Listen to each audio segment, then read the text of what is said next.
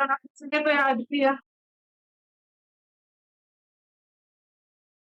आज क्या करने गए?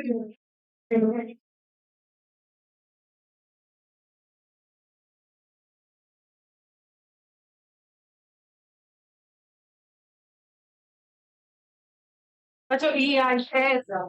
इसका फुल फॉर्म होता है एंड क्लास में नहीं होगी क्लास में। मुझे रिकॉर्डिंग करना होता है तो उस पे नहीं होता ढंग से। रिकॉर्ड भेज दूंगी। हाँ, क्लास पे से बेटे वो इतना एक्यूरेट चल नहीं रहा मतलब। रिकॉर्डिंग में फिर ऊपर नीचे वॉइस आती है, थोड़ा सा वो चल रहा है। चलो, enterprise information system, EIS, enterprise information system. Enterprise का मतलब बिजनेस ऑर्गेनाइजेशन, इंफॉर्मेशन और सिस्टम मतलब सिस्टम। ये बेस्ट आंसर है। सिस्टम मतलब सिस्टम, सिस्टम मतलब मैं भी ऐसे ही पढ़ा देती हूँ।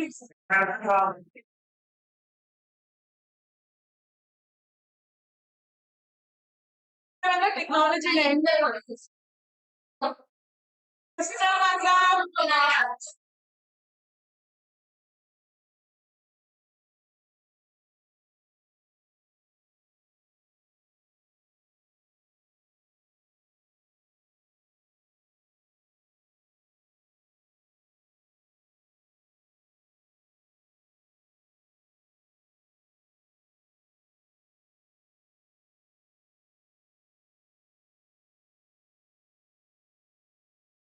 का मतलब आप कुछ भी कलेक्शन ऑफ थिंग्स ताकि आप कुछ ऑब्जेक्टिव को अचीव कर सके, उसे क्या कहते हैं? सिस्टम कह देते हैं।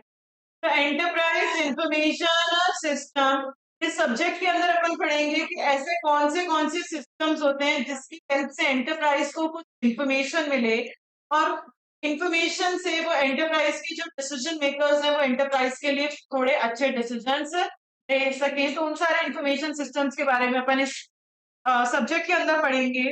यहाँ पे अपने टोटल कितने चैप्टर्स होते हैं? 5। चैप्टर नंबर 1 है आपका ऑटोमेटेड बिजनेस प्रोसेस। चैप्टर 2 है आपका financial and accounting system. Chapter 3 है आपका information system and components. Chapter 4 है आपका e commerce, m commerce. Chapter 5 है आपका कोर बैंक, जो बाकी 9 कोर बैंकिंग सिस्टम। तो जरूरत है हमें इस सब्जेक्ट को पढ़ने की, नहीं पढ़ो तो भी काम चल जाएगा। क्यों चल जाएगा ना काम? क्यों डाला आइसक्रीम वाला सब्जेक्ट आपके कोर्स में? क्यों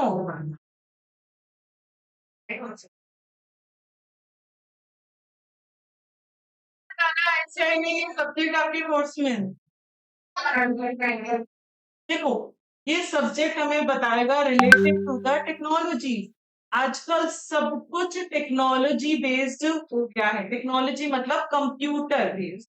अगर आपको उस कंप्यूटर का नॉलेज ही नहीं है, अगर आपको उस टेक्नोलॉजी का नॉलेज ही नहीं है, जब आप ऑडिट करने, जब आप सीए बन जाएंगे, ऑडिटर बन जाएंगे और कंपनी ऑडिट करने जाएंगे, तो आपको अगर ज्ञान ही नहीं होगा कि ई कॉमर्स क्या होता है, ई कॉमर्स क्या होता है, कोर बैंकिंग का मतलब क्या होता है, टेक्नोलॉजीज कौन सी होती हैं, उनका मतलब क्या होता है, अगर आपको वो नॉलेज ही नहीं है तो आप किस चीज की ऑडिट कर कर आएंगे?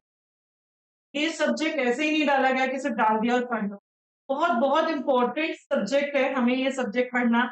रियल लाइफ से कनेक्टेड होता है आपका ये सब्जेक्ट। वो सारी टेक्नोलॉजीज अपन इस सब्जेक्ट में पढ़ेंगे तो रियल लाइफ में एक्चुअली बड़ी बड़ी कंपनीज में काम में ली जाती।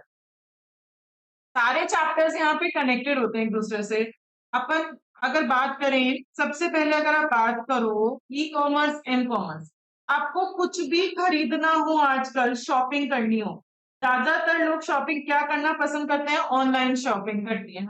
कौन जाएगा धूप में बाहर? कौन मुंबई जाएगा कुछ मुंबई का सामान अगर अपन खरीदना है तो अपन जो बैठे अपने कमरे में बैठे मुंबई का सामान आराम से खरीद सकते हैं। तो मेरे पास मल्टीपल मल्टीपल ऑप्शंस हो गए और ज्योग्राफिक लिमिटेशन एकदम खत्म हो गई।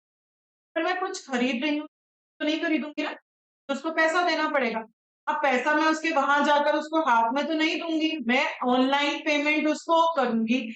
तो आप ऑनलाइन पेमेंट आप करते हो, ऑनलाइन आप वो पैसा किसी देते हो या किसी से पैसा लेते हो, वो सब चीजें अपन किसके अंदर पढ़ेंगे? कोर बैंकिंग अंदर पढ़ेंगे।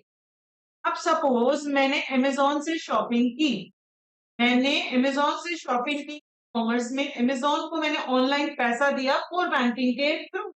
पर अमेजोन वाली जो कंपनी है, फाइनेंशियल ईयर के एंड में ये देखना पड़ेगा ना कि कंपनी में प्रॉफिट हो रहा है या लॉस हो रहा है, देखना पड़ेगा।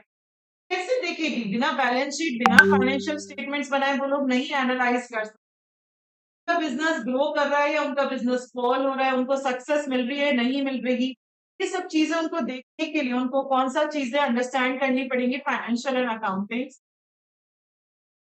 आजकल सारा काम ऑटोमेटिक हो गया, मतलब हर काम मशीन करने लगी। पहले जो काम इंसान हाथों से करता था वही काम मशीन करने लगा। फॉर एग्जाम्पल अगर मैं बात करूं इनवॉइस की, बिल बनानी, आप छोटी मोटी दुकानों पे जाओ तो आज भी कितना भी सामान खरीदो वो बिल हाथ से बना। जब आप बड़े बड़े ग्रोसरी स्टोर पे जाओगे, डिपार्टमेंटल जाओगे, तो हाँ वो बिल कभी भी हाथ से नहीं बनाएंगे, वो बिल किससे बनाएंगे? बारकोड रीडर से आपका बिल बनकर आता है। इससे गलती होने के चांसेस ज्यादा हुए या कम? कम, बिल्कुल कम। नंबर ऑफ ट्रांजेक्शन ज्यादा हैंडल कर पा रहे हैं या कम कर पा रहे हैं? ज्यादा हैंडल कर पा रहे हैं। अगर आप 1000 आइटम भी बारकोड रीडर से बिल बनवा रहे हो तो इसमें गलती नहीं आएगी। कोई कैलकुलेशन आपको नहीं करना, कुछ भी आपको हाथ से नहीं करना। कुछ भूलने के जो चांसेस होते हैं, कुछ कैलकुलेशन मिस्टेक होने के जो चांसेस होते हैं वो यहाँ पे एकदम खत्म हो गए। ये जो कंसेप्ट अपन पढ़ेंगे ये अपन पढ़ेंगे चैप्टर नंबर 1 में, ऑटोमेटेड बिजनेस प्रोसेस। जो काम इंसान पहले हाथ से करता था वही काम मशीन करेगी। मशीन मतलब कंप्यूटर का कोई सॉफ्टवेयर करेगा, वो काम ऑटोमेटिक हो जाएगा। तो उससे क्या होगा? इंसान का जो समय है, टाइम है, वो बच जाएगा और उस टाइम को इंसान कोई और प्रोडक्टिव काम में लगा सकता है। एंड जो चैप्टर नंबर 3 है वो है information system and it's. Upon multiple types के इंफॉर्मेशन पढ़ेंगे कि ऑर्गेनाइजेशन को अगर इंफॉर्मेशन चाहिए, अगर मुझे इंफॉर्मेशन चाहिए कि मेरी सेल्स जयपुर में ज्यादा हो रही है या मुंबई में ज्यादा हो रही है, यहाँ मल्टीपल सिस्टम्स इंफॉर्मेशन देंगे कि यहाँ से आपको इंफॉर्मेशन मिल जाएगी और उसके अकॉर्डिंग अपन डिसीजन ले सकते हैं कि अपन को कहाँ पे और इम्प्रूवमेंट की जरूरत है, कहाँ पे नई चीज लॉन्च कर सकते हैं, कहाँ नहीं लॉन्च कर सकते, किसमें मार्केटिंग ज्यादा करनी है, किसमें मेहनत कम करनी है, किसमें को इन्वेस्टमेंट करना है। ये सब जो भी बिजनेस को ग्रो करने के लिए आपको लेने हैं, वो सारे डिसीजन आपको इन्फॉर्मेशन देखकर ले पाएंगे। और इन्फॉर्मेशन कहाँ से मिलेगी? इंफॉर्मेशन सिस्टम एंड उसके कंपोनेंट्स, क्या क्या कंपोनेंट्स होते हैं पढ़े। ये सारे ही चैप्टर्स बहुत इंपॉर्टेंट हैं। सारे ही चैप्टर्स एक दूसरे से कनेक्टेड हैं। एक के बिना कभी दूसरे का काम नहीं हो सकता। अगर आप सिर्फ ई कॉमर्स, एम कॉमर्स पढ़ लेते हैं, कोर बैंकिंग नहीं पढ़ेंगे, अगर उसको ऑनलाइन पैसा ही नहीं देंगे तो ई कॉमर्स कभी सक्सेसफुल नहीं हो पाएगा। अगर आपने उसको ऑनलाइन पैसा दे दिया पर उसने अपनी बैलेंस शीट्स, फाइनेंशियल स्टेटमेंट्स नहीं बनाए हैं, तो उसको कभी ये नहीं पता चलेगा कि उसका बिजनेस में प्रॉफिट हो रहा है या लॉस हो रहा है। अगर वो सारा काम हाथ से करेगा तो इतनी सारी गलतियां हो जाएंगी, इतना टाइम वेस्ट हो जाएगा, तो हर काम मैनेज नहीं कर पाएगा। इसीलिए उसको क्या करना पड़ेगा? हर काम को ऑटोमेट करना पड़ेगा। एंड अलग अलग कंपोनेंट्स की, कंप्यूटर्स में हार्डवेयर क्या होता है, सॉफ्टवेयर क्या होता है, बेसिक चीज है कंप्यूटर की। अगर आपको वही नहीं पता, आपको ये नहीं पता कि मुझे इनपुट कंप्यूटर को किससे देना है, मैं कंप्यूटर से सारा काम करवा रही हूँ पर मैं कंप्यूटर को कैसे बताऊं कि तुम्हें काम करना है, अगर मुझे उसी चीज का ज्ञान नहीं है, नॉलेज नहीं है, तो मैं कंप्यूटर से कभी कोई काम नहीं करवा पाऊंगी और मेरे बिजनेस में मैं कुछ भी डिसीजंस नहीं ले पाऊंगी। क्लियर है? समझ में आ गया? ये सारे कंसेप्ट अपन इस सब्जेक्ट के अंदर यहाँ पे आप लोग कोशिश करना मेरे साथ साथ ही लर्न करो। इतना मैं क्लास में पढ़ाऊँ का 50-60% हमें कोशिश रखनी है कि हमें क्लास में ही लर्न करते हैं। थोड़ा सा लेंदी कोर्स है सब्जेक्ट आप लोगों, थ्योरेटिकली बहुत ज्यादा है, सब पॉइंट्स बहुत ज्यादा है। तो हम जितना जितना लर्निंग करते चलेंगे उतना हमारे लिए अच्छा रहेगा। और हमने एक दिन की भी लर्निंग छोड़ दी बच्चों, तो अगले दिन एक्चुअली पाइल अप हो जाएगा। ऐसे में तो फिर भी नहीं होता था क्योंकि वहां लैंग्वेज बहुत इजी होती है, लैंग्वेज भी थोड़ी डिफिकल्ट होती है। बहुत ज्यादा पाइल अप हो जाएगा और फिर उतना आप कभी भी कवर नहीं कर पाएंगे। तो इसमें तो आपको रूल रखना ही है कि डेली जितना मैं पढ़ाऊंगी उतना डेली ही पढ़ना है। क्लास में आने से पहले उतना हमें लर्न कर कर आना।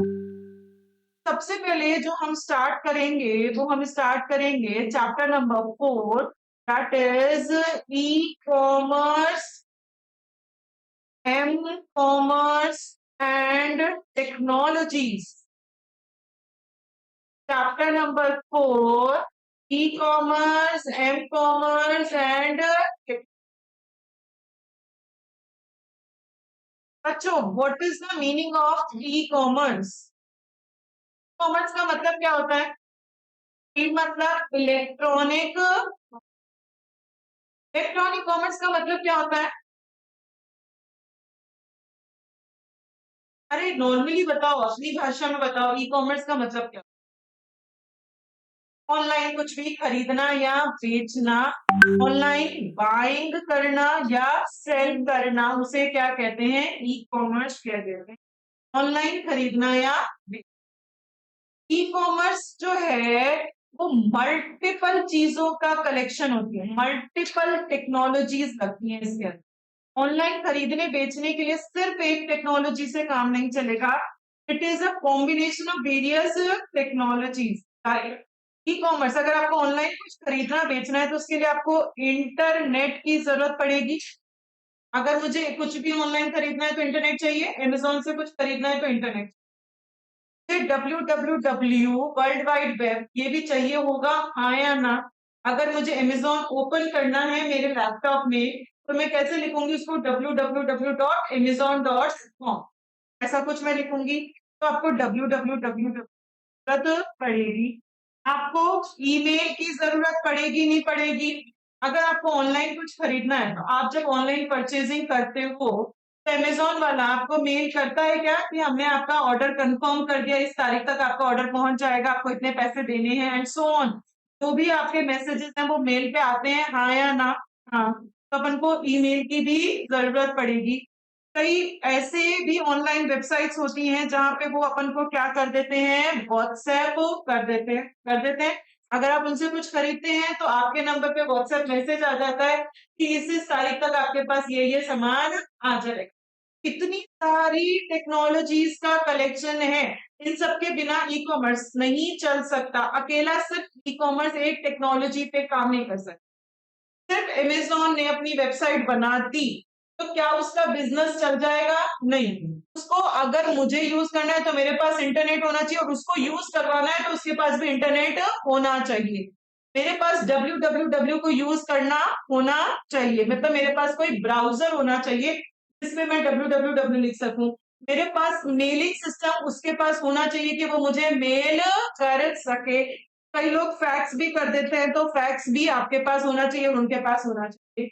E-commerce is not a single technology, it is the collection of various technologies like www, internet, intranet, fax, email, WhatsApp, etc. etc. Intranet का मतलब क्या होता है बच्चों?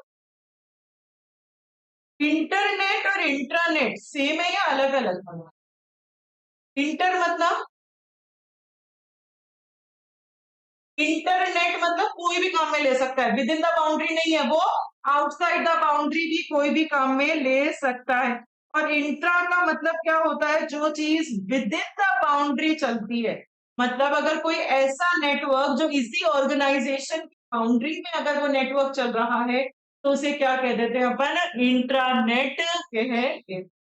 तो अपन को अगर ई कॉमर्स करना है तो इंटरनेट की भी जरूरत पड़ेगी। जो अमेजोन की कंपनी है वहां पे जो वर्कर्स काम करते हैं, लेबर्स एम्प्लॉयज काम करते हैं, उनको एक दूसरे से इंटरेक्ट करना है, तो वहां पे भी उनके पास क्या होना चाहिए, इंट्रानेट होना चाहिए। E-commerce is not a single technology, it's a collection of multiple technologies like internet, intranet, www, email, fax, WhatsApp, etc. etc. और ई कॉमर्स का मतलब क्या होता है, ऑनलाइन कुछ की बाइंग एंड सेलिंग परफॉर्म करना, electronically buying and selling perform करना, उसे क्या कह देते हैं, ई कॉमर्स। जो काम ट्रेडिशनली होता था अब वही काम अपन ई कॉमर्स के थ्रू कर सकते हैं। जैसे यहाँ पे एक एग्जांपल है, लर्न नहीं करना आपको, बुक में आपको एग्जांपल दिया है, जैसे बेकअप। पहले के टाइम पे क्या होता था, अगर मुझे उठना है तो मुझे अलार्म क्लॉक्स आती थी, उसमें अलार्म लगा के फिर मैं उठती थी। आजकल अगर मुझे जल्दी उठना है तो मैं क्या करती हूँ, मेरे फोन में अलार्म लगा देती हूँ। और कई कई फोन में फैसिलिटीज होती है कि वो अलार्म तब तक बंद नहीं होगा, वो स्नूज पे स्नूज चलता रहता है। वो लोग कोई मैथमेटिकल कैलकुलेशन या कोई कहेंगे पैटर्न ड्रॉ करो ताकि अपनी आंख खुले। पहले सुबह सुबह ब्रेकफास्ट बनाने का काम आजकल ऑनलाइन ऑर्डर किया, घर पे ब्रेकफास्ट आ गया। पहले अगर आपको ऑफिस जाना है तो आपको ऑटो रिक्शा में जाना पड़ता था, आजकल ओला उबर बुक की और सीधे चले गए। सब टेक्नोलॉजी, सब कुछ टेक्नोलॉजी के थ्रू होने लग गया। तो पहले क्या होता था, ये जो डायग्राम है कि मैन्युफैक्चरर्स होते थे, वो होलसेलर को सामान बेचते थे और फिर होलसेलर से किसके पास आता था, रिटेलर के पास आता। पर अब क्या हो गया, यूजर ऑर्डर प्लेस करता है, आप बुक्स में देखें, यूजर ऑर्डर प्लेस करता है।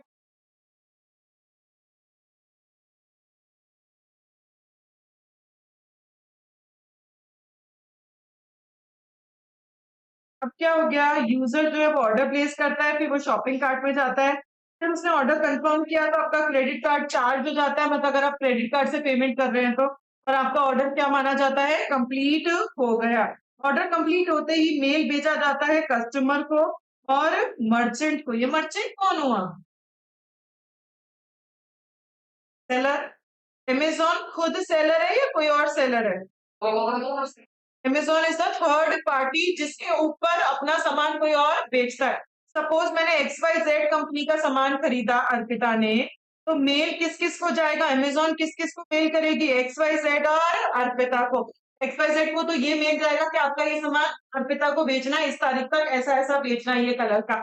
और अर्पिता के पास मैसेज आएगा कि इस तारीख तक आपके पास ये सामान आ जाएगा।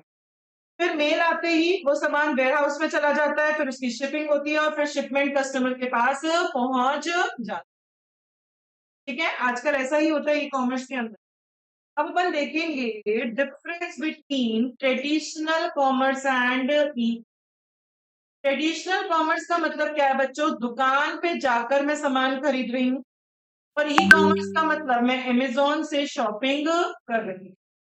तो इनके बीच में क्या डिफरेंस होता है, अगर आप दुकान पे जाकर खरीदोगे तो क्या होता है, और अगर आप ऑनलाइन अमेज़न से खरीदते हो तो क्या होगा? डेफिनेशन, यहाँ पे क्या होता है, exchange of goods and services होता है मैनुअली, ना कि इलेक्ट्रॉनिक। ट्रेडिशनल कॉमर्स में तो exchange of goods and services manually होता है, ना कि इलेक्ट्रॉनिक। वहां पे क्या होता है, एक्सचेंज ऑफ इंफॉर्मेशन होता है इलेक्ट्रॉनिकली, मैनुअली नहीं होता, इंटरनेट। एक्सचेंज ऑफ इंफॉर्मेशन, देखो दुकान पे जाओगे तो सामान मिलता है, मैं ब्रेड खरीदने गई तो उसने मुझे ब्रेड हाथों में दी, मैनुअली काम हुआ और गुड्स का एक्सचेंज। अगर आपने ऑनलाइन ब्रेड खरीदी तो ब्रेड कभी हाथों में नहीं आती, वो इंफॉर्मेशन आपके पास आती है कि 15 मिनट में, 20 मिनट में, 1 घंटे में आपके पास ब्रेड पहुंच जाएगी। तो वहां क्या होता है, एक्सचेंज ऑफ इंफॉर्मेशन होता है, और यहाँ क्या होता है, exchange of goods and services.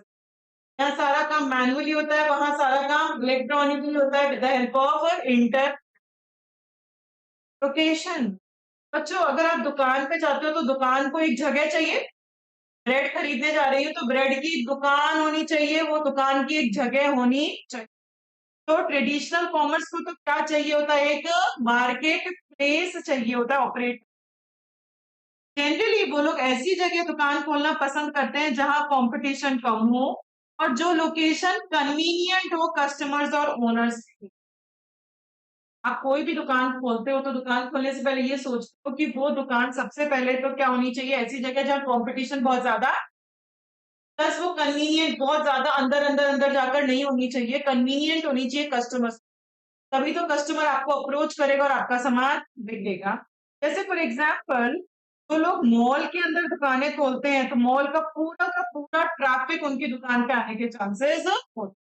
तो मॉल में क्यों दुकानें खोलते हैं? क्योंकि मॉल जो है वो कन्वीनियंट है, कस्टमर के लिए एक्सेसिबल है, और जितने भी लोग मॉल में आएंगे हो सकता है वो सारे के सारे लोग आपकी दुकान भी। ई कॉमर्स को मार्केट प्लेस नहीं चाहिए, उसको मार्केट का क्या चाहिए? स्पेस चाहिए। मार्केट का स्पेस मतलब अमेज़न जो है, दुकान नहीं खोलनी, वो अपनी वेबसाइट के लिए इंटरनेट पे जगह चाहिए जहां उसकी वेबसाइट चलाई जा सके। तो उसको क्या चाहिए? स्पेस चाहिए। और आपकी जो वेबसाइट है वो कैसी होनी चाहिए? बहुत विजिबल होने चाहिए, और उसके लिंक्स हर जगह होने चाहिए ताकि उस पे ज्यादा से ज्यादा traffic create. Traffic, online traffic किसे कहते हो?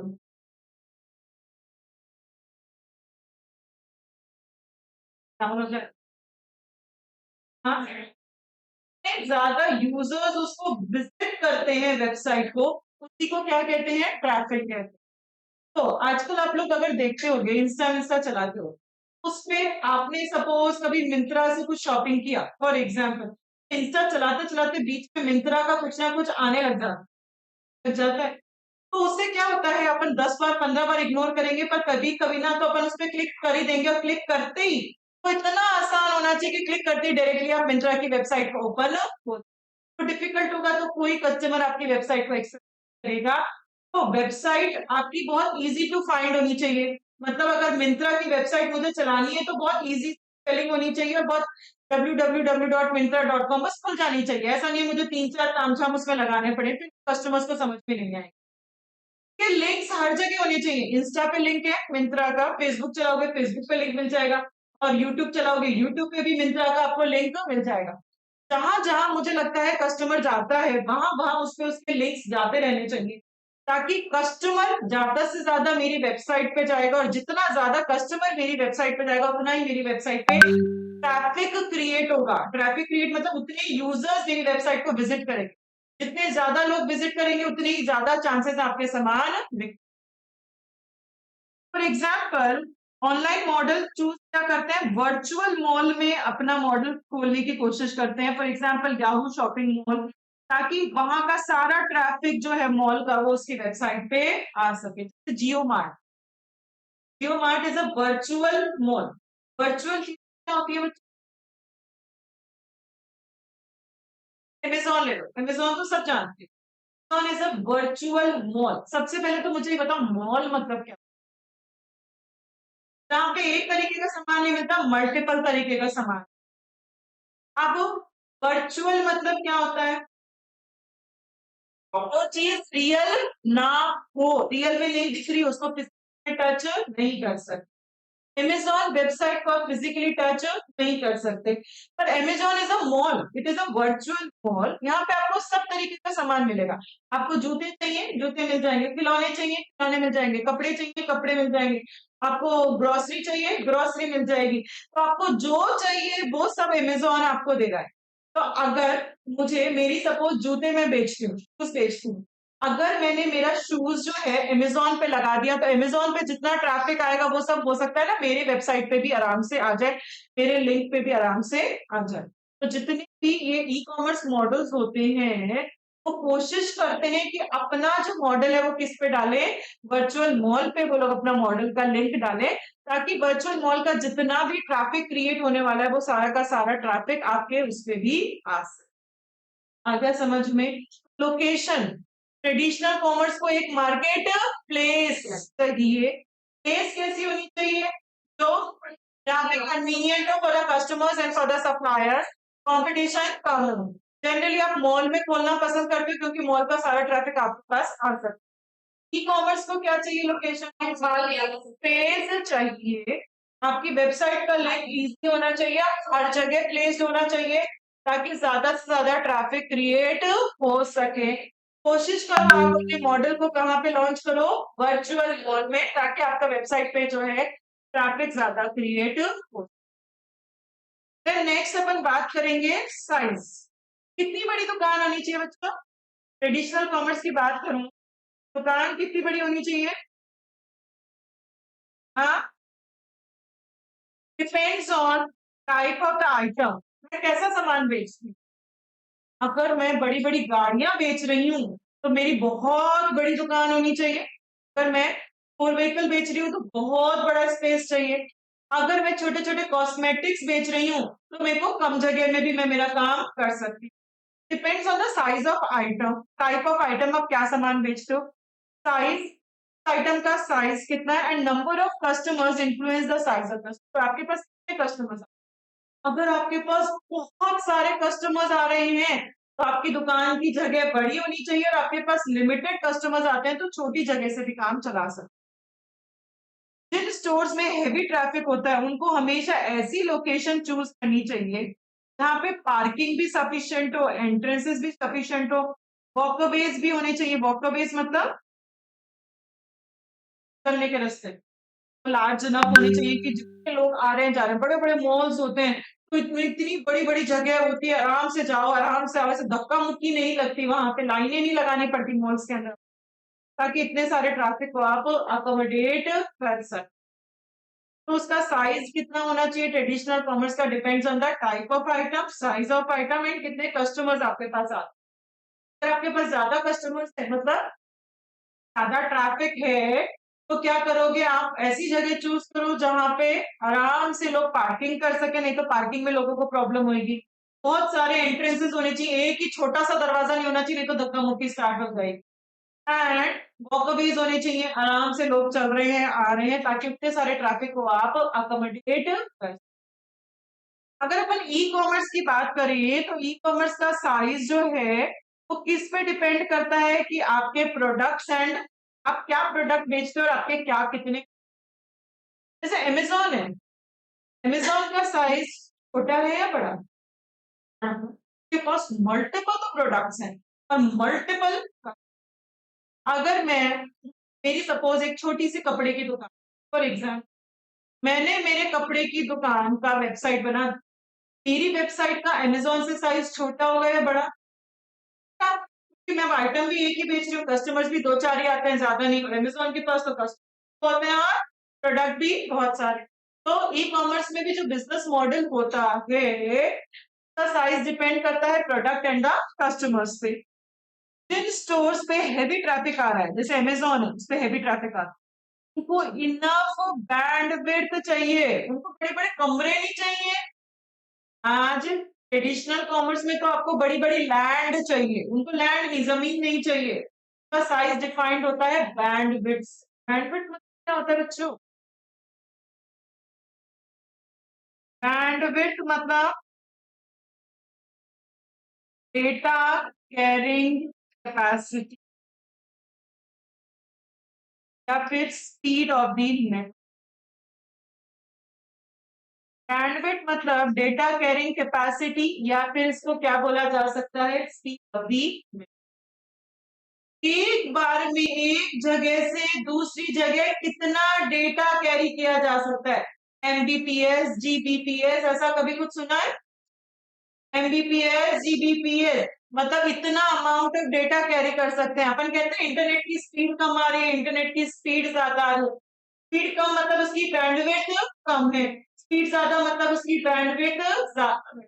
तो अमेज़न, अगर जैसे अमेज़न जैसे दुकान है उसके ऊपर हेवी ट्रैफिक क्रिएट होता है, तो उनको अच्छी खासी बैंडविड्थ चाहिए, मतलब उनकी स्पीड भी अच्छी होनी चाहिए नेटवर्क की, और ज्यादा अमाउंट ऑफ डेटा को वो एक जगह से दूसरी जगह कैरी कर सके। उनकी पावर प्रोसेसिंग पावर क्या होता है बच्चों?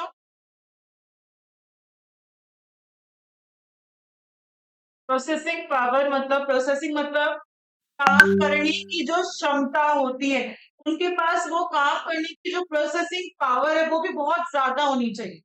जैसे अपना माइंड जो है वो प्रोसेसिंग पावर से डिफाइंड होता है। अगर ह्यूमन बींग्स की बात करें, किसी का दिमाग धीरे चलता है, किसी का दिमाग जल्दी चलता है। किसी को तो एक बार बोलते ही चीजें समझ में आ जाती है और किसी को 2 बार 3 बार बोलने से समझ। जिनको 2-3 बार बोलने से समझ में आती है मतलब उनका प्रोसेसिंग जो है वो थोड़ा धीरे चल रहा है, वो धीरे-धीरे काम कर पा रहे हैं। और जो एक बार में समझ पा रहे हैं मतलब वो जल्दी-जल्दी प्रोसेसिंग कर पा रहे हैं। तो जिस स्टोर्स पे जिस मॉडल में हेवी ट्रैफिक क्रिएट होता है, उनका प्रोसेसिंग भी बच्चों अच्छा होना चाहिए, कम होना चाहिए? अच्छा, तो उनके पास इनफ प्रोसेसिंग पावर्स होनी चाहिए। उनके पास डेटा स्टोरेज कैपेसिटी होना चाहिए। ये क्या होता है डेटा स्टोरेज कैपेसिटी? जहाँ डेटा को स्टोर कर सकें। आज अगर अर्पिता ने अमेज़न से 400 रुपीज का सामान खरीदा, फॉर एग्जाम्पल मैंने कुछ खरीदा 400 रुपीज का। अब मैं अकेली कस्टमर तो नहीं हूँ कि वो अपने दिमाग में सेव रखेगा तो उसको याद रहेगा। मेरे जैसे उसके पास कोई लाखों कस्टमर्स होंगे और उनके अलग-अलग तरीके के ट्रांज़ैक्शंस होंगे। वो सारा डेटा स्टोर करने के लिए उनको कोई जगह चाहिए। जैसे अपनी हार्ड डिस्क होती है कंप्यूटर में, अपने फोन में मेमोरी होती है, तो अपने फोन की मेमोरी ज्यादा होती है तो अपना फोन ज्यादा स्टोर कर पाता है। अपने फोन की मेमोरी कम होती है तो अपना फोन का स्टोरेज भी कम होता है। वैसे ही कंप्यूटर्स में क्या होती है बच्चों, हार्ड डिस्क होती है, तो अगर हार्ड डिस्क बड़ी है तो ज्यादा स्टोर कर पाओगे, हार्ड डिस्क छोटी है तो कम स्टोर कर पाओगे आप। तो अमेज़न मतलब जैसे जिन पे हैवी ट्रैफिक क्रिएट होता है उनके पास स्टोरेज कैपेसिटी भी कैसी होनी चाहिए, अच्छी खासी होनी चाहिए। इतना सारा ट्रैफिक है उसका डेटा को स्टोर करने के लिए जगह होनी चाहिए, तभी वो लोग प्रॉपर सर्विस दे पाएंगे अपने कस्टमर। जो ऑनलाइन स्टोर्स होते हैं उनकी परफॉर्मेंस जो है वो डिपेंड ही करती है कि उनके पास कितनी बैंडविड्थ। अगर बैंडविड्थ कम तो उसकी परफॉर्मेंस अच्छी नहीं, और बैंडविड्थ अच्छी तो उसकी परफॉर्मेंस अच्छी। फॉर एग्जाम्पल आप आईसीएआई की बात करो, तो जिस दिन आपका रिजल्ट आता है 95% of the students server down की प्रॉब्लम फेस कर आया ना। वेबसाइट हैंग हो जाती है, चलती नहीं है, सर्वर डाउन हो जाता है। सर्वर डाउन का मतलब उसके पास बैंडविड्थ कम थी, उसकी स्पीड कम थी, वो इतने सारे डेटा को हैंडल नहीं कर पाए। जबकि अगर आप बात करो अमेज़न या फ्लिपकार्ट, फ्लिपकार्ट में बिग मिलियन डे सेल आती है। उसमें अगर डेली के फ्लिपकार्ट पे सपोज 1000 कस्टमर है for example, big million day वाले दिन उसके पास 1 लाख कस्टमर एक दिन के आ जाते हैं। इतना ज्यादा अमाउंट एक आता है। पर फिर भी क्या उस दिन उसकी नेटवर्क की कभी भी कोई इश्यू होता है? अगर आपने कभी भी फेस किया, कभी भी ऐसा आता है कि फ्लिपकार्ट अभी सर्विस नहीं दे रहा, उसका सर्वर डाउन है? नहीं, उनके पास बैंडविड्थ ज्यादा होता है, इसीलिए वो लोग इतना हेवी ट्रैफिक को भी अकोमोडेट कर पाते हैं, उसकी परफॉर्मेंस अच्छी रहती है उस टाइम पे भी।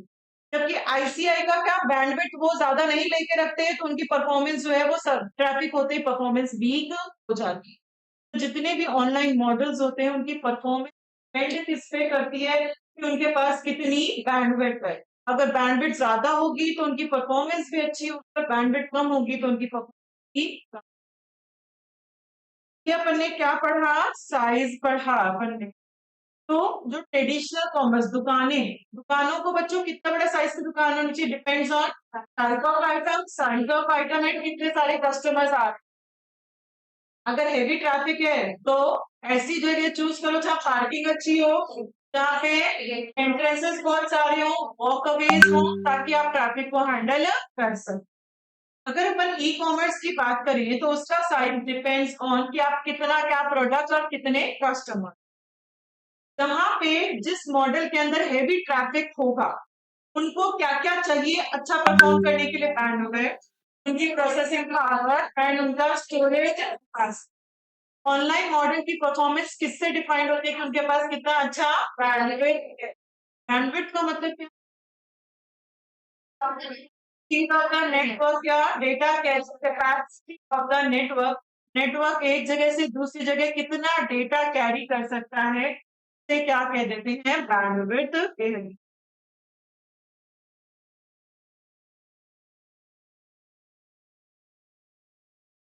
अगर हम बात करें ट्रांजैक्शन प्रोसेसिंग की, ट्रेडिशनल कॉमर्स में मैनुअली ट्रांजैक्शन प्रोसेस किया जाता है, ई कॉमर्स में इलेक्ट्रॉनिकली ट्रांजैक्शन प्रोसेस किया जाता है। ट्रेडिशनल कॉमर्स लिमिटेड टाइम के लिए खुला रहता है। दुकानें जो है बच्चों को लिमिटेड समय के लिए खुली रहती हैं। बहुत बहुत कम दुकानें होती हैं जो 24/7 खुलती हैं। अदरवाइज सुबह 8 से शाम के 10, सुबह 8 से शाम के 5 दुकानें बंद हो जाती हैं। उनका लिमिटेड टाइम होता है जिसमें वो अपनी सर्विसेज दे पाते हैं। जबकि अमेज़न कभी कहता है अगर मैं सुबह 4 बजे उठ गई और मुझे 4 बजे अमेज़न चलाने का मन किया, क्या अमेज़न वाले बोलेंगे हम सो रहे हैं अभी मत चलाओ? नहीं, 4 बजे शॉपिंग कर लो। आपको हर दोपहर में 2 बजे शॉपिंग करनी है तो कर सकते हो। सकते हैं अमेज़न से। अमेज़न 24/7 365 अगर मुझे दिवाली वाले दिन भी शॉपिंग करनी है तो अमेज़न मना नहीं करेगा, उस दिन भी आप शॉपिंग। तो जितने भी ये कमर्शियल ट्रांज़ैक्शन ट्रेडिशनल कॉमर्स में तो लिमिटेड टाइम के लिए अवेलेबल हैं, जबकि ई-कॉमर्स के अंदर 24/7 नेचर ऑफ परचेज़ दुकानों पे जब मैं जाती हूँ तो गुड्स को मैं फिजिकली इंस्पेक्ट कर सकती हूँ, मतलब फिजिकली छू कर देख कर फिर कलर वलर देख कर फिर मैं सामान खरीदती हूँ। जबकि ई कॉमर्स में क्या फिजिकली इंस्पेक्शन पॉसिबल है? नहीं। खरीदने से पहले आप गुड्स को फिजिकली इंस्पेक्ट नहीं कर सकते। कस्टमर इंटरेक्शन वहां पे फेस टू फेस दुकानदार से कस्टमर बातें करता है। यहाँ किससे बातें करते हैं अपन? स्क्रीन से। अपने मोबाइल की स्क्रीन, अपने लैपटॉप की स्क्रीन, अपने कंप्यूटर की, अपने टैबलेट की, जो भी आपके पास डिवाइस है उस स्क्रीन से बातें होती हैं। फेस टू फेस बातें कभी भी नहीं होती। तो यहाँ पे लिमिटेड स्कोप है बच्चों ट्रेडिशनल कॉमर्स के अंदर, क्योंकि अपन को खुद को बिजनेस को एक्सपैंड करना है तो अपन ओवर द ज्योग्राफी इतना ज्यादा काम नहीं कर सकते। यहाँ पे वर्ल्ड वाइड रीच, कोई बंदा कहीं का भी हो, आज कोई बंदा बॉम्बे में सामान बेच रहा है तो वो झुंझुनू तक उसकी अप्रोच है। तो झुंझुनू के कोई छोटे छोटे गांव है वहां तक भी उसकी अप्रोच है, क्योंकि आपको चाहिए क्या? इंटरनेट। और इंटरनेट से आप अमेजोन चलाओ और अपना सामान खरीद सकते। यहाँ पे तो वर्ल्ड वाइड रीच होता है, जबकि यहाँ पे लिमिटेड स्कोप हो। इंफॉर्मेशन एक्सचेंज ट्रेडिशनल कॉमर्स में इंफॉर्मेशन एक्सचेंज करने का कोई फिक्स तरीका नहीं होता। आज दुकानदार जो होता है बच्चों, क्या वो फिक्स तरीके से आपसे बात करता है या वो तरीके चेंज? कभी तो वो अच्छे से बातें कर रहा है, कभी वो कह रहा है जल्दी जल्दी बताओ क्या सामान चाहिए। कभी ऐसा थोड़ी ना वो जाते ही कहेगा हाँ मैडम आपको क्या चाहिए, आपका नाम बताओ, एड्रेस बताओ, फोन नंबर। सेम तरीका नहीं है।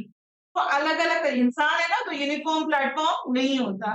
जबकि ई कॉमर्स में आप अमेजोन पे शॉपिंग करो वो हमेशा फिक्स तरीके से शॉपिंग होगी। आपको ये चाहिए चूज करो, ये चाहिए चूज करो। सबके लिए सेम पैटर्न है और सब लोग सेम तरीके से हमेशा वही काम कर पाएंगे। यहाँ पे इंफॉर्मेशन एक्सचेंज करने का सेम तरीका होता है, जबकि वहां पे इंफॉर्मेशन एक्सचेंज करने का सेम तरीका नहीं होता। तक समझ में आया बच्चों? यहाँ तक रिवाइज करें फिर ऑर्डर फिर से।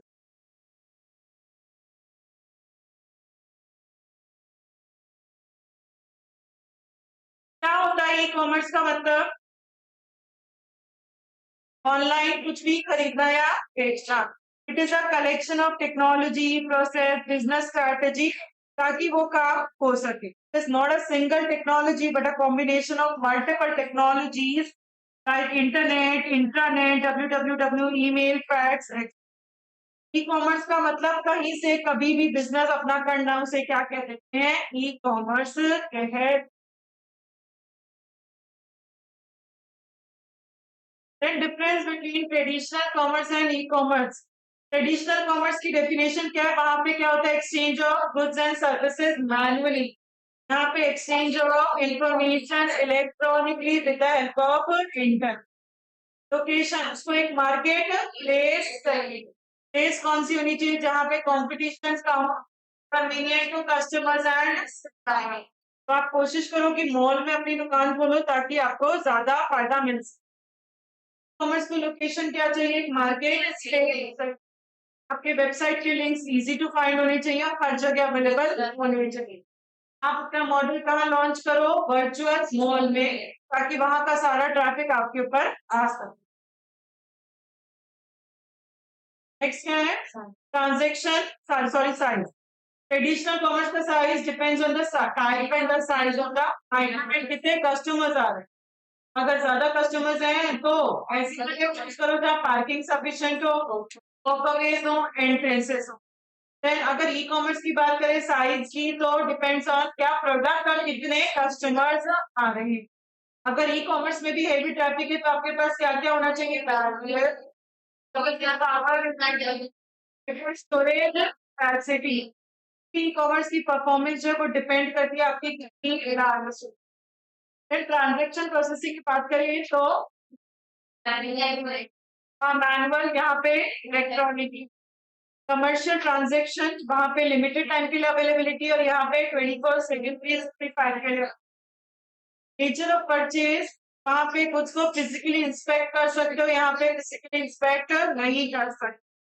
कस्टमर इंटरेक्शन वहां पे फेस टू फेस होता है, यहाँ पे फेस टू फेस होता है। बिजनेस स्कोप वहां पे लिमिटेड है और यहाँ पे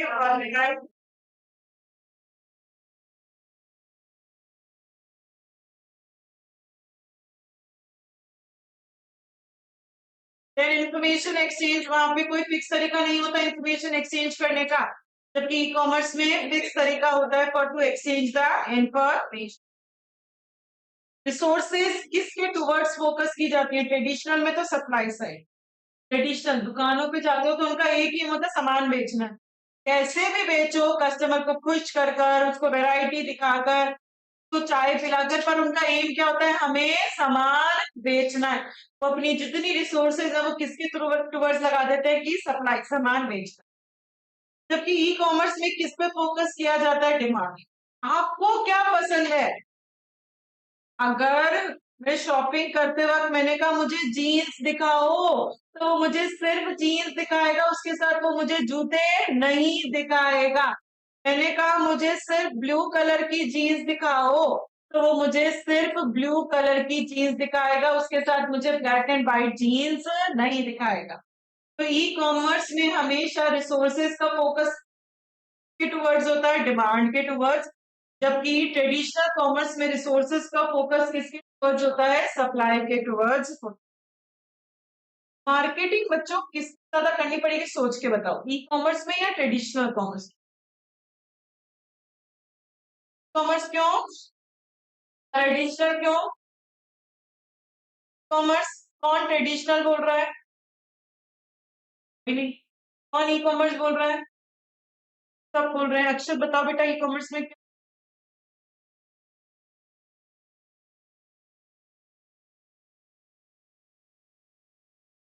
आज ट्रेडिशनल कॉमर्स में वैसे तो मार्केटिंग, बट अगर कंपैरिजन किया जाए तो ट्रेडिशनल में मार्केटिंग कम करनी पड़ेगी as compare to e commerce. क्यों? ट्रेडिशनल में तो दुकान है ना, तो दिख रही है ना लोगों को। अगर मैं नहीं भी बताऊंगी ना मेरी दुकान है, तो भी लोगों को दिख रही है, लोग पहुंच सकते हैं। बट ई कॉमर्स में अगर मैंने मेरे कमरे में बंद कर कर मैंने वेबसाइट बना ली, मैंने किसी को नहीं बताया मेरी वेबसाइट है, तो फिर सबको पता ही नहीं चलेगा ये वेबसाइट है, तो लोग कैसे मेरी वेबसाइट पे आएंगे और कैसे मेरा सामान खरीदेंगे? मेरे मतलब मेरे मम्मी पापा को भी अगर मैंने नहीं बताया तो उनको भी नहीं पता चलेगा। तो as comparison to traditional and e commerce, आपको मार्केटिंग ज्यादा कहाँ करनी पड़ती है? आपको मार्केटिंग ज्यादा ई कॉमर्स में करनी पड़ती है। ट्रेडिशनल कॉमर्स में फिजिकल प्रेजेंस है, तो लोगों को पता है, उनको बहुत ज्यादा कस्टमर के ऊपर बहुत ज्यादा स्पेंड करने की जरूरत नहीं है एज कम्पेयर टू ऑनलाइन। तो यहाँ वन वे मार्केटिंग है, मतलब अगर आपको मार्केटिंग भी करनी है, ठीक है, आपने एक न्यूज़पेपर में एडवर्टाइजमेंट टाइप्स डाल दिया कि हम ये सामान बेचते हैं, और सबको वो समझ में आ गया और उसके अकॉर्डिंग वो लोग मेरी दुकान पे आ जाएंगे। पर वहां इतनी ज्यादा मार्केटिंग करने की जरूरत नहीं है, क्योंकि लोगों को दिख रही है उसकी फिजिकल प्रेजेंस, तो वो लोग अप्रोच कर सकते हैं। जबकि ई कॉमर्स में आपको बहुत इन्वेस्टमेंट करना पड़ेगा मार्केटिंग में, आपका टाइम भी, पैसा भी और एफर्ट्स भी, सब कुछ लगाना पड़ेगा। सिर्फ पैसों से काम नहीं चलेगा, आपका टाइम और एफर्ट भी लगना चाहिए, तभी नए कस्टमर को पता चलेगा कि आपकी ये वेबसाइट। यहाँ मार्केटिंग ज्यादा एग्रेसिवली करनी पड़ती है, one two one marketing. One way marketing, one two one का मतलब क्या है? वन वे का मतलब one teacher is teaching multiple student. Example बता रही, वन टू वन का मतलब one teacher is teaching one student. अगर मैं किसी को पर्सनल ट्यूशन देती हूँ तो वन टू वन होगी, मैं आप लोगों को पढ़ा रही हूँ तो वो वन वे हो गए। ट्रेडिशनल कॉमर्स में तो वन वे मार्केटिंग सफिशिएंट है। आपने सिर्फ न्यूज़पेपर में एडवर्टाइजमेंट डाला और सबको पता चल गया आप ये सामान बेचते हो और वो आपकी दुकान पे आके खरीद लेंगे। पर ई कॉमर्स में वन टू वन मार्केटिंग होती है।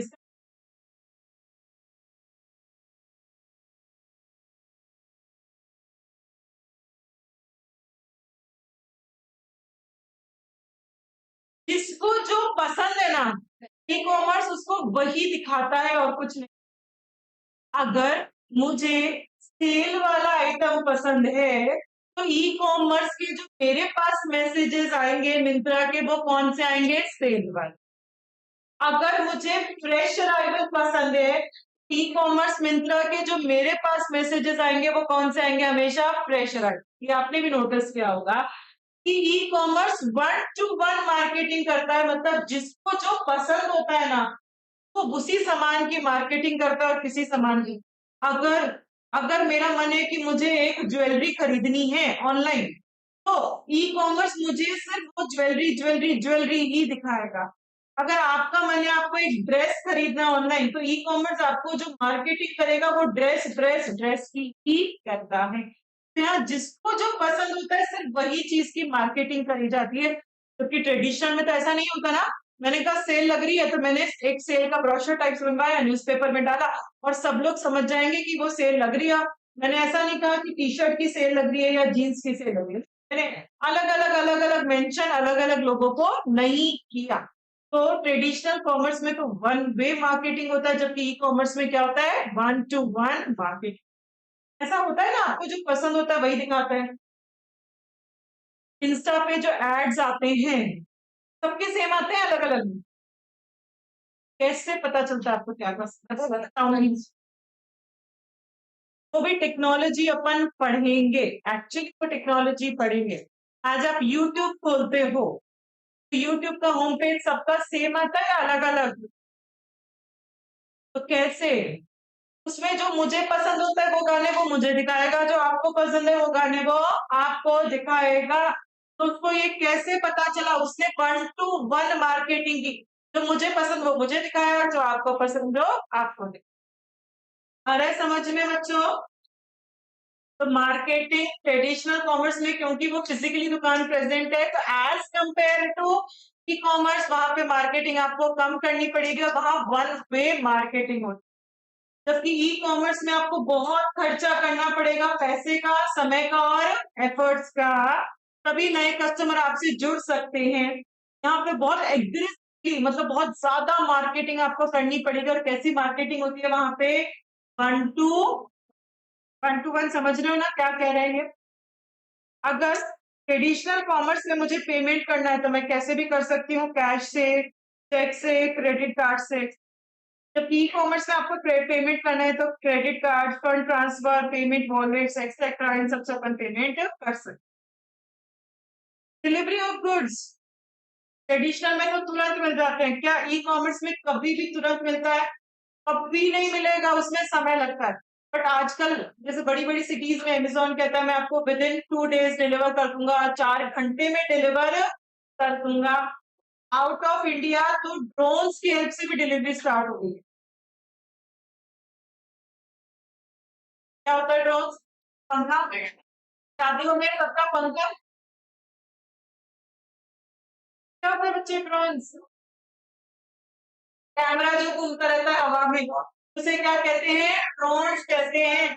तो out of India United states में तो ड्रोन्स की हेल्प से भी अमेज़न ने डिलीवरी स्टार्ट कर दी। तो ई कॉमर्स में डिलीवरी में टाइम लगता है। कुछ वेबसाइट सेम डे डिलीवरी का ऑप्शन देती है, 4 घंटे में हम डिलीवर कर देंगे। पर ये बहुत कम जगह पे होता है, हर जगह ऐसा नहीं होता। पर फिर भी उनको समय लगता है। ट्रेडिशनल में अपन को तुरंत वो सामान। हाँ जी बच्चों, फ्रॉड ज्यादा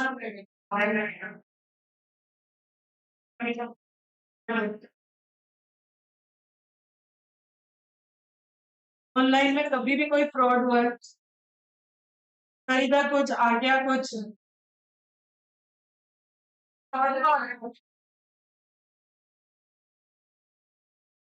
जैसे खरीदा आईफोन, आ गई साबुन की पट्टी।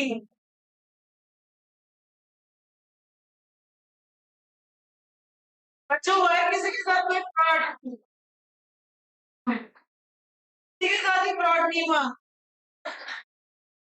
क्या फ्रॉड हुआ है? दो बेच लिए फिर बहुत अच्छी बात है।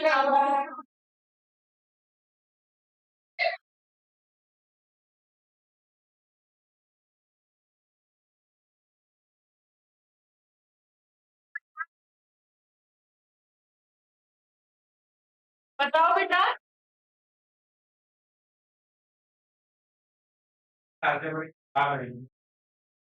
क्या चीज?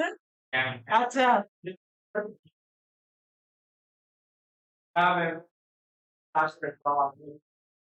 अच्छा नहीं भेज देंगे तो आपके पास होंगे।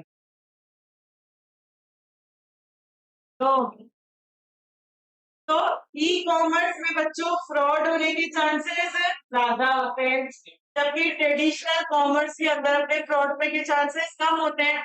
क्यों? क्योंकि ट्रेडिशनल कॉमर्स में अपन कुछ को फिजिकली इंस्पेक्ट कर पाते हैं और ई कॉमर्स में फिजिकली इंस्पेक्ट नहीं कर पाते। प्रोसेस। अरे ध्यान दो। प्रोसेस। ट्रेडिशनल कॉमर्स में सारा काम मैनुअली होता है, सब काम आप हाथ से करते हो, इसीलिए क्लेरिकल एरर्स आने के चांसेस ज्यादा होते हैं। क्लेरिकल एरर्स क्या होते हैं?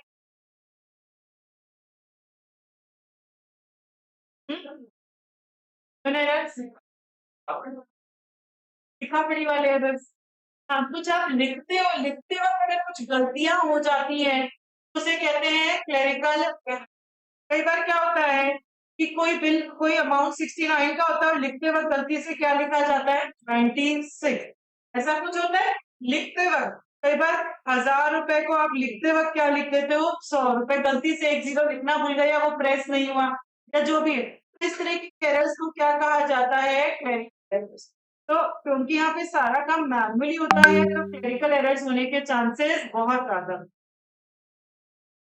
जबकि ई कॉमर्स में सारा काम ऑटोमेटिक होता है, इसलिए यहाँ पे कोई क्लेरिकल एरर्स नहीं होंगे या बहुत कम क्लेरिकल एरर्स। यहाँ मैन्युफैक्चरर्स का भी बेटर इन्वेंट्री मैनेजमेंट होता है। मैन्युफैक्चरर्स इन्वेंट्री मैनेजमेंट क्या होता है? ना स्टॉक रखना है। उनको ई कॉमर्स में किसी भी चीज का ओवर स्टॉक रखने की जरूरत नहीं होती।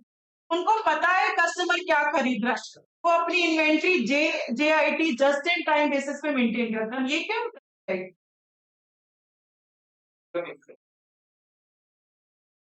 क्या होती है?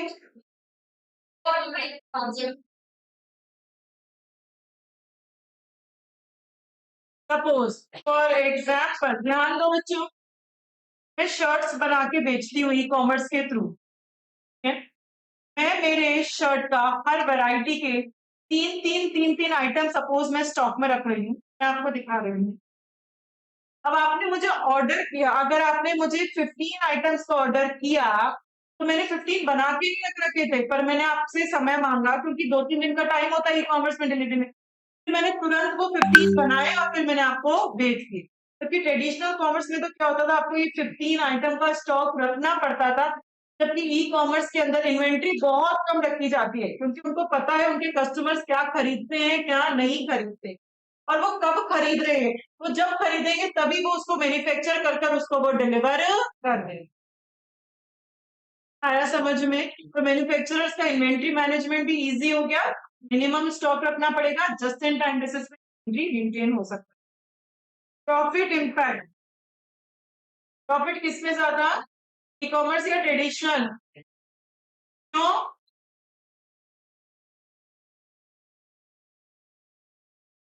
ई कॉमर्स में प्रॉफिट ज्यादा क्यों?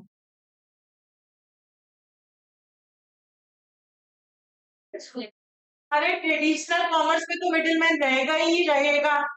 कभी भी फैक्ट्री जिसकी है वो खुद सामान नहीं बेचता, वो होलसेलर को देगा, होलसेलर रिटेलर को, रिटेलर से कस्टमर देगा। तो जबकि ई कॉमर्स में तो अगर मेरी फैक्ट्री है तो मैंने वेबसाइट बनाई और मैंने उस पर चीजें डाल दी, तो बीच के मिडिलमैन जो है वो हट गए तो कॉस्ट कम आ गई, कॉस्ट कम आ गई तो प्रॉफिट ज्यादा हो गया। तो यहाँ पे कॉस्ट जो है मिडिलमैन की, इन्वेंट्री की, लिमिटेड सेल्स, वहां पे सेल्स भी कम होती है, इसलिए उसका प्रॉफिट जो है वो कम होता है। जबकि आप अगर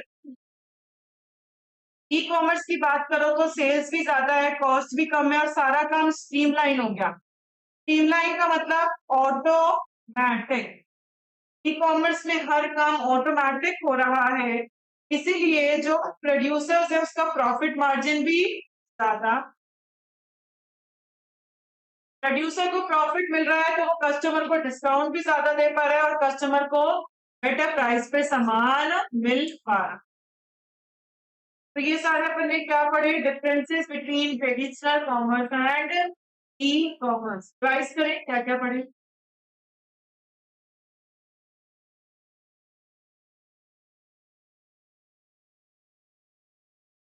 हाँ जी, ट्रेडिशनल कॉमर्स में क्या होता है, exchange of goods and services manually. जबकि ई कॉमर्स में क्या होता है, exchange electronically and for internet. वहाँ पे लोकेशन कैसी चाहिए, मार्केट प्लेस चाहिए, जब कंपटीशन कम, convenient to customers and supplier, तो मॉल में खोल सकता है। वहाँ पे उसको मार्केट स्पेस के लिंक्स इजी होने चाहिए और हर जगह फिक्स होने चाहिए। आप वर्चुअल मॉल में लिंक डाल दो ताकि हैवी ट्रैफिक क्रिएट हो सके। साइज क्या था उसका, depends on the type of item and the size of item and heavy traffic है तो बड़ी बड़ी parking area, entrances, walk away सब होना चाहिए। फिर उसको डिपेंड्स ऑन द क्या वो प्रोडक्ट बेच रहा है, कितने कस्टमर है। अगर उसके पास भी हैवी ट्रैफिक है तो उसके पास क्या क्या होना चाहिए, ब्रांडेड प्रोसेस होना चाहिए, branded processing power and storage की परफॉर्मेंस किस पे डिपेंड करती है, उसके बाद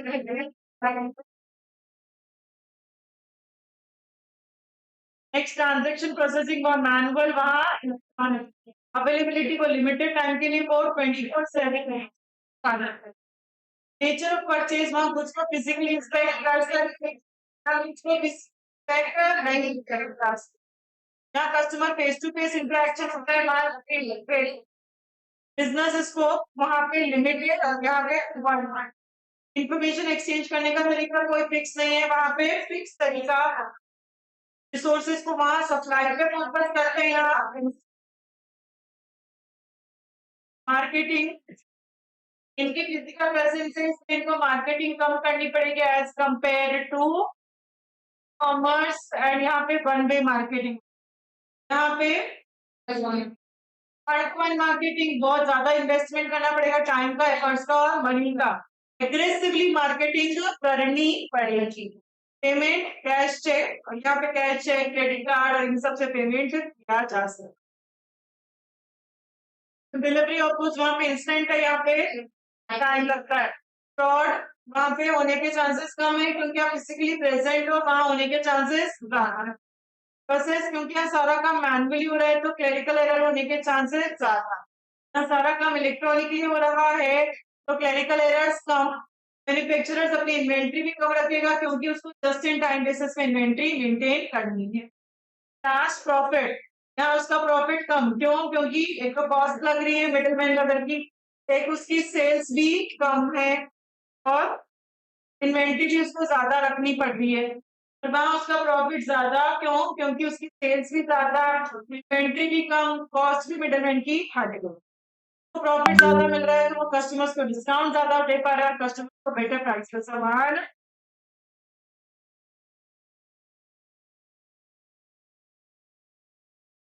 तो फर्स्ट ये वाला जो पैराग्राफ है, ये नोट है, ये आपको एमसीक्यू ध्यान रखना है। फर्स्ट ई कॉमर्स ट्रांजेक्शन बाया मोबाइल, पहली बार फोन के थ्रू ई कॉमर्स ट्रांजेक्शन कब हुआ था, नॉर्वे में हुआ था 1997 में। वहां कोको कोला मशीन पे मैसेज डाला अपन ने और वो मशीन ने कोको कोला निकाल कर दी। तो सबसे पहला जो ट्रांजेक्शन हुआ बाया फोन कब हुआ, 1997 इन द नॉर्वे। क्लियर है बच्चों, तो आज इतना ही पढ़ेंगे, यहाँ तक का कल लर्न कर कर आए आप लोग, आगे का कल कंटिन्यू। आपको ये भी याद करना है, बेसिस भी याद करने और डिफरेंसेस भी याद, ठीक है।